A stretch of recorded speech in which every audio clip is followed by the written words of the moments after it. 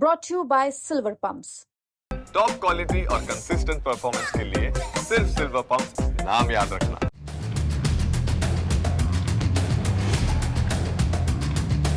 वक्फ संशोधन बिल जो कि आज लोकसभा में पेश होने वाला है, जिसे लेकर एनडीए और विपक्षी दल पूरी तरीके से आमने सामने हैं।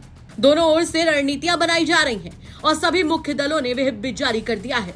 इस बीच उत्तर प्रदेश में इस बिल को लेकर अलर्ट भी जारी कर दिया गया है। वक्फ बिल को लेकर पूरे यूपी में अलर्ट की तस्वीरें साफ नजर आ रही हैं। जगह जगह पुलिस की मार्चिंग नजर आ रही है।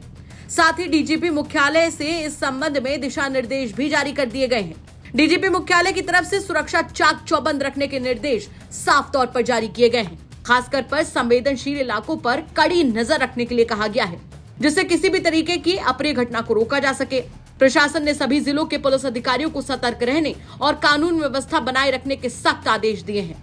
आपको बता दें कि वक्फ बिल का मुस्लिम संगठन लगातार विरोध कर रहे हैं। मुस्लिम समाज के लोग इसे सरकार की खराब नीयत और मुसलमानों के साथ सौतेला व्यवहार बता रहे हैं। जाहिर है कि जो इरादा कर लिया है हुकूमत ने वो पेश तो करेगी ही है, लेकिन हकीकत में ये मुसलमानों के साथ में धोखा है और उसको देखा जा चुका है। उसमें जो कवानीन लिखे हैं बाकायदा जो है वो हुकूमत की नीयत जो है वो खराब है। वो औकाफ की जमीनों के ऊपर, चूंकि वक्फ की जमीन जो है, जमीनें जो है ये कोई गवर्नमेंट की नहीं है। ये हमारे जो आबा व अजदाद थे, जो हमारे बुजुर्ग थे, उन्होंने कौम के नाम अपनी जमीन दी है। तो इसमें गवर्नमेंट का क्या काम है भाई?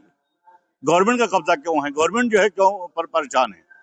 जबकि आज इल्जाम लगा रही है कि साहब औकाफ में ये हो रहा है, ये हो रहा है, ये हो रहा है। तो आप भाई, अब औकाफ में सारे दस्तावेज आपके पास हैं, सारा जो है वो जो सीईओ बिठाया है वो आपका आदमी होता है, मेंबर आपका आदमी होता है। तो आप उसमें देख लीजिए कि कौन जो है जमीनें वक्फ में हैं, कौन जमीनें नहीं हैं।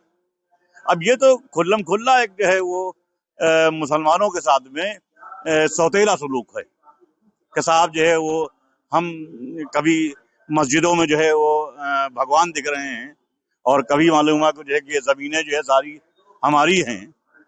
तो ये तो खुल्लम खुल्ला भाई, ये हमारा हिंदुस्तान जो है जमहूरी मुल्क है, इसमें बराबर का हुकूक है सबके, चाहे मुसलमान हो, चाहे हिंदू हो, चाहे वो कोई भी हो, सभी के हुकूक बराबर के हैं। तब इसमें जाहिर साहब नहीं साहब जो है वो नहीं ये मस्जिद तोड़ी जाएगी, इसमें इसको देखा जाएगा और ये वक्फ की जमीनें जो है पे कब्जा हो रहा है। तो कब्जा कौन लोग कर रहे हैं?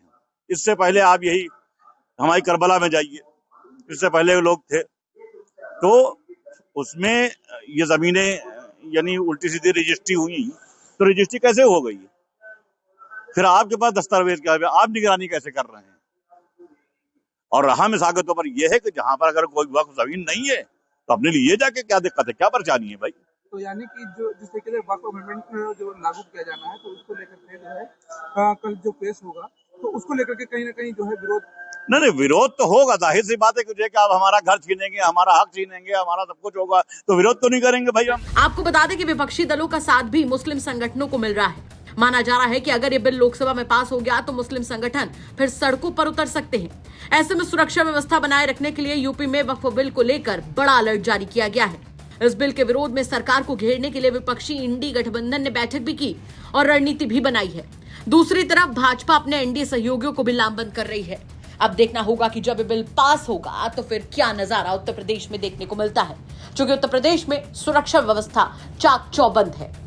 यूपी तक के लिए आशीष श्रीवास्तव की रिपोर्ट।